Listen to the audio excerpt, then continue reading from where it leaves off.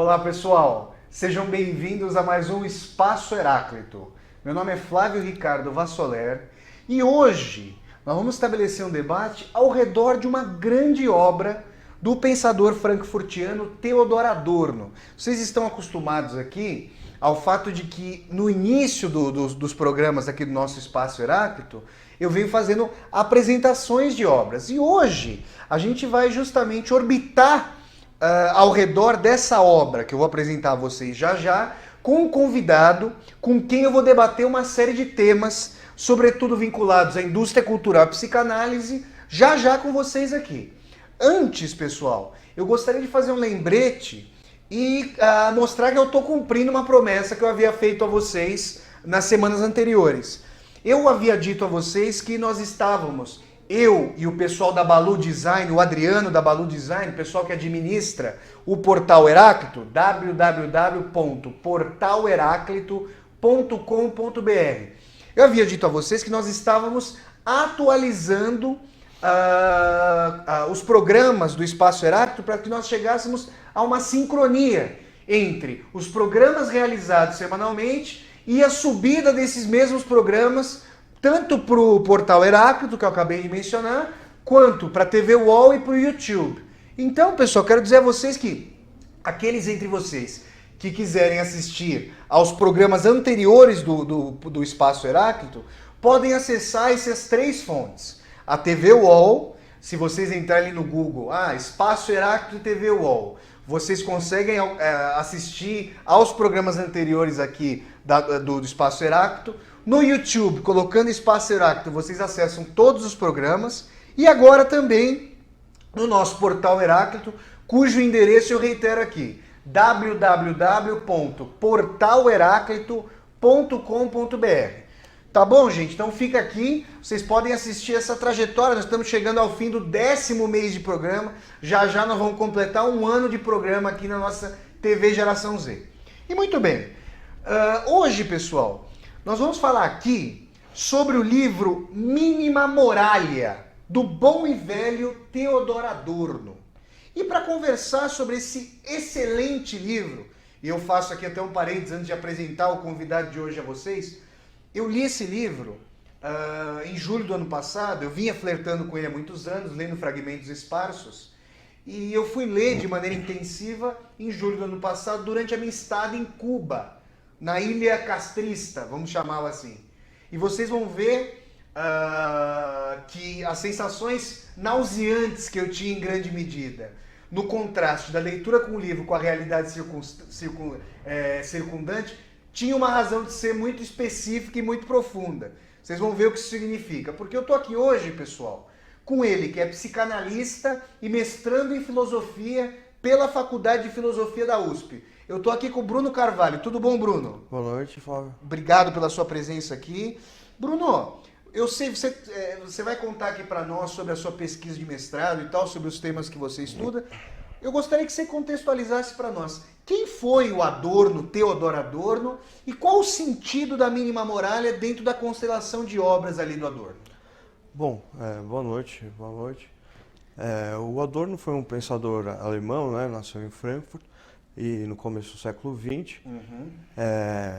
Tem formação em filosofia e música. Escreveu diversos artigos sobre história da música e musicologia, de análise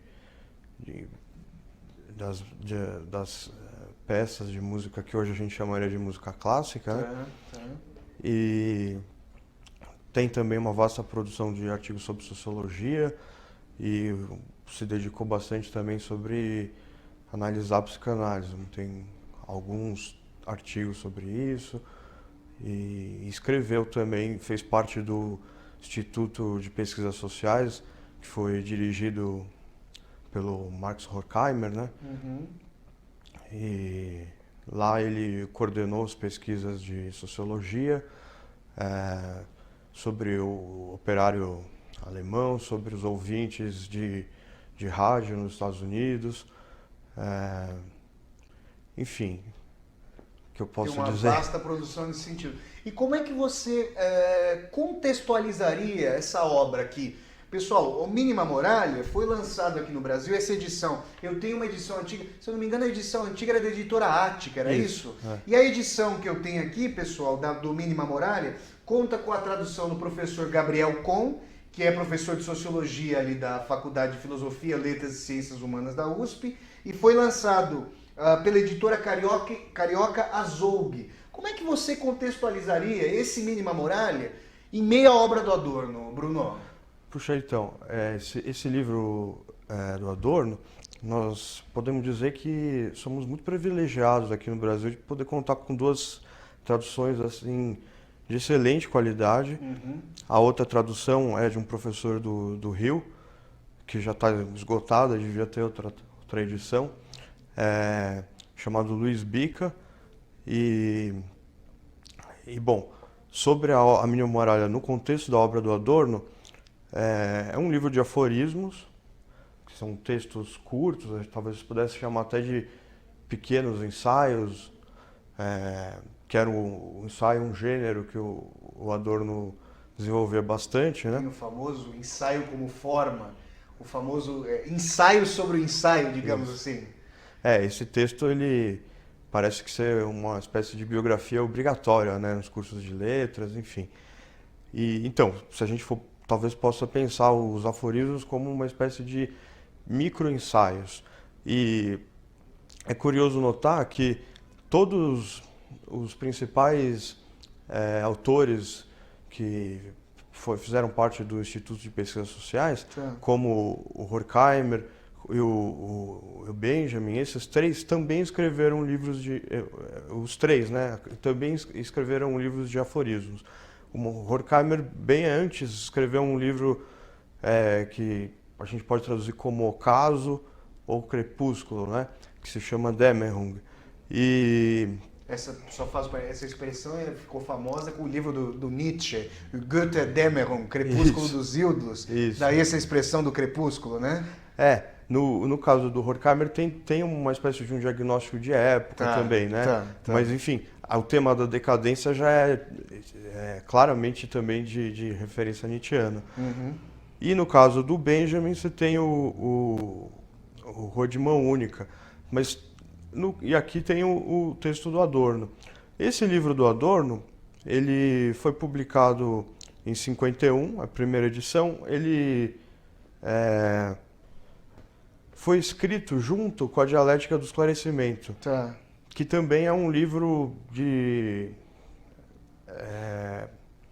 forma fragmentária. Nunca foi publicado bem depois, mas ele foi arrumado. Na verdade, ele eram conversas. Estou falando agora da Dialética do Esclarecimento, que foi escrita no mesmo momento que esse livro do Adorno. Aí para você fazer uma contextualização mais específica para os nossos telespectadores perceberem a dramaticidade do período de escrita desses livros, onde é que o Adorno estava quando ele estava escrevendo esses livros e pelo que ele estava passando ali, Bruno? Isso, eu ia chegar lá.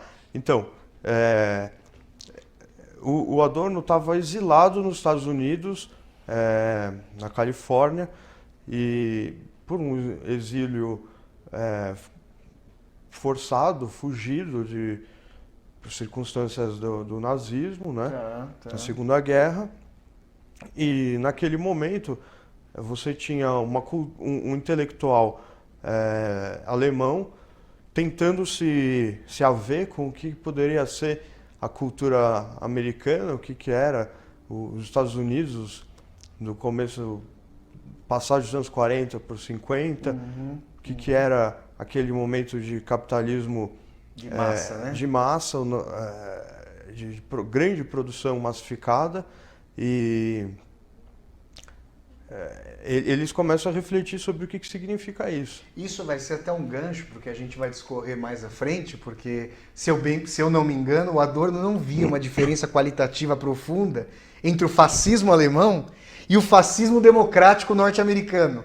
Ele viu contiguidades nesse sentido, na tendência que o capitalismo vinha assumindo, né? E nesse sentido foi trazido à tona o conceito de indústria cultural. Isso. Mas o livro Mínima Moralia, a gente estava... Porque vocês sabem aqui no nosso Espaço Heráclito, o debate do Espaço Heráclito ele começa antes do início do programa. A gente vinha falando aqui, antes do nosso debate propriamente dito, que o Mínima Muralha tem um subtítulo. Qual a ligação, qual subtítulo é esse? Qual a ligação desse subtítulo com a temática e a estruturação do livro, Bruno? Então, Mínima Muralha, né, reflexões a partir da vida danificada. Esse subtítulo, ele explicita já essa condição do autor, né, de um intelectual exilado nos Estados Unidos e que começa a refletir sobre o que era a vida nesse período do capitalismo que ele está se havendo ali, o que era essa passagem de uma cultura europeia para uma cultura americana também. E aí ele vai fazendo essas imagens de um esfacelamento da vida, de um esfacelamento do que começou a se constituir na Europa como uma cultura burguesa, né? E o que poderia haver de emancipatório, né? Como, bom, se a gente for pensar, para ser bem sintético, nos ideais da Revolução Francesa, como igualdade, liberdade, né? Fraternidade, esse tipo de síntese que a gente pode talvez trazer para tentar, né, referir ao que seria um pouco a mentalidade burguesa. O Adorno começa a ver que as promessas que a Revolução Burguesa havia feito, né, apontavam, não tinha concretização, né? Começa a ver que as promessas de desenvolvimento do capitalismo, de, por exemplo, acabar com a fome, de, por exemplo, todo mundo ter mais ou menos um nível de igualdade, de condição de subsistência, essas coisas não se concretizam. E, Bruno, a gente estava conversando, esse é um ponto importante aqui para o Mínima Muralha, o Bruno vinha me falando e a gente vinha conversando aqui antes do debate, que a epígrafe do livro, que é de um escritor alemão chamado Ferdinand Krüger, traz a noção de que, entre aspas, a vida não vive. Como se essa totalidade social não se estruturasse por si mesma, como se ela necessitasse, inequivocamente, da mediação do indivíduo. Mas aí, antes de nós entrarmos propriamente na discussão sobre a indústria cultural e a forma pela qual o Adorno discute esse conceito fundamental ao longo do Mínima Muralha, vem uma noção contraditória, dialeticamente contraditória nesse sentido. Por quê? Porque nós temos a vida não vive, mas o Adorno está escrevendo no momento de crepúsculo, de decadência, declínio da noção emancipatória do indivíduo. Na medida em que esse indivíduo é posto como uma engrenagem de padronização, como mais uma mercadoria entre as demais, ou seja, como algo fungível, cambiável e tudo mais. Só que o Adorno, ao pensar a contrapelo de si mesmo, a contrapelo da história, ao pensar a história dialeticamente, está justamente querendo ver no crepúsculo da noção emancipatória do indivíduo a possibilidade de esse indivíduo, no caso, por exemplo, ele mesmo, como autor que tenta pensar o sentido da história, a possibilidade de um indivíduo compreender a sua época em meio aos escombros de sua época. Isso é algo sobre o qual a gente vinha falando. Como é que a gente pode apreender isso ao longo do livro? Como é que a gente pode lidar com essa contradição fundamental do Mínima Muralha, Bruno? Então, veja, você sintetizou vários aspectos importantes do livro. É curioso, né? Porque a Mínima Muralha no seu próprio título já tem uma contradição. Porque a moral, ela sempre foi um discurso colocado num gênero mais grave, mais... grandiloquente, E aqui o Adorno vai falar de uma moral mínima. Ele vai falar daquilo que é possível dizer, do que é possível falar de uma moral hoje. Num tempo em que o capitalismo infiltra no mais íntimo e no ínfimo do que pode ter sobrado de um indivíduo. Então, você adiantou um pouco esse aspecto que é importante da questão do indivíduo. Da mesma forma que eu falei, você tem já essa contradição entre o grande e o pequeno na minha muralha já no título, isso é uma outra contradição fundamental, que é a questão do indivíduo para esse livro, né?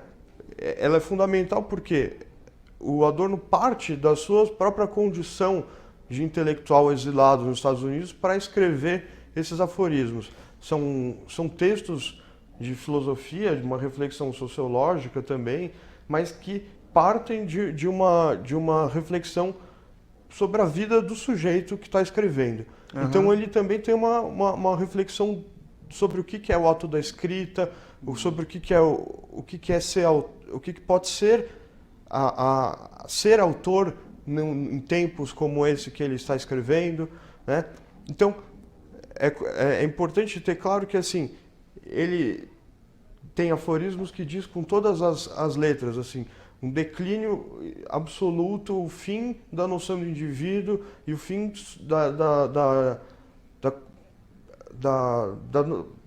da construção social do que pode ser um indivíduo. Por outro lado, e ao mesmo tempo sem que isso seja sem que uma coisa impossibilite a outra, é no indivíduo que o Adorno ainda continua postando elementos críticos e emancipatórios. Mas por quê?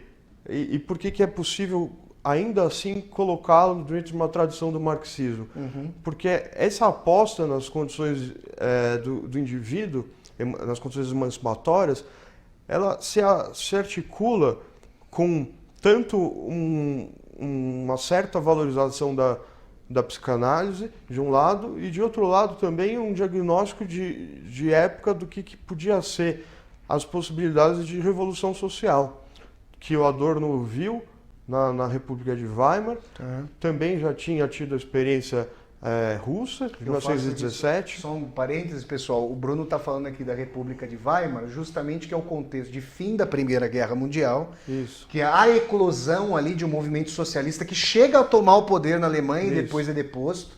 E a gente fala de todo o período de Weimar, que vai até aí a gente fala do crepúsculo a partir de 1933, quando o Hitler sobe ao poder na Alemanha. Então ele está acompanhando essa transição da possibilidade de utopia para distopia mais claramente configurada ali, né? Isso, o Flávio ajuda a gente... é perfeito, é disso que ele tem em vista quando o Adorno está falando sobre a noção de indivíduo. Porque ele vê, tinha um vislumbre de possibilidade de revolução na Alemanha e que não deu certo. Né? E antes disso já tinha tido a experiência russa, e você ao mesmo tempo tinha o Instituto de Pesquisa Social, do qual o Adorno já fazia parte, já pode-se dizer que tinha uma condição privilegiada de fazer um diagnóstico de época sobre essa situação, porque eles tinham feito pesquisas sobre o que era o operário, o que era o trabalhador alemão, pesquisas empíricas, inclusive. Porque ele havia apoiado, por exemplo, o partido do Hitler e não o Partido Comunista, em grande medida, né? Esse tipo de questão estava em jogo, justamente. E aí eles tinham um diagnóstico de que não seria mais a classe operária o sujeito da história, como a gente poderia dizer no jargão marxista mais tradicional, né? Então, se não seria mais esse sujeito da história e que ali estaria inscrita uma possibilidade de emancipação, aonde estaria, né? O Adorno, então, acaba apostando na noção de indivíduo, quase como que se pudesse dizer, bom, não temos mais aonde nos segurar, então é aqui mesmo. Então é por isso que é uma das contradições fundamentais desse livro. Você tem um diagnóstico de um declínio absurdo da noção da construção social do que é um indivíduo, da formação de um sujeito com capacidade de julgamento, né? E ao mesmo tempo você fala, bom, é nele que eu tenho que apostar, porque não vai ser em movimentos de grupo, enfim. Que vai haver uma possibilidade de síntese, digamos. Olha, pessoal, eu vou aprofundar, o Bruno está trazendo uma série de colocações legais, eu vou aprofundar essa contradição, quero tensionar esse aspecto, por quê?